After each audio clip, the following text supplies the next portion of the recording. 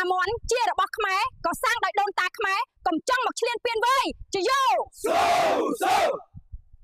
ជាតិសាសខ្ញុំសុំតែសុខសន្តិភាពបើអ្នកឈ្លានពានជីវិតជូនជាតិធាតុជូនម្ដាយស៊ូ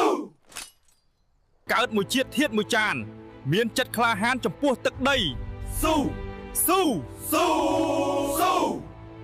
ដែនដីខ្មែរប្រែថាសវណ្ណភូមិ1 2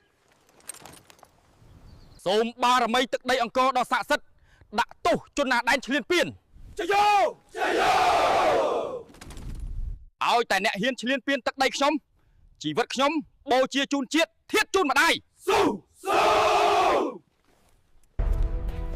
ខិតខំរៀនណាក្មួយទុកឲ្យពួកពូទៅការពារជាតិស៊ូ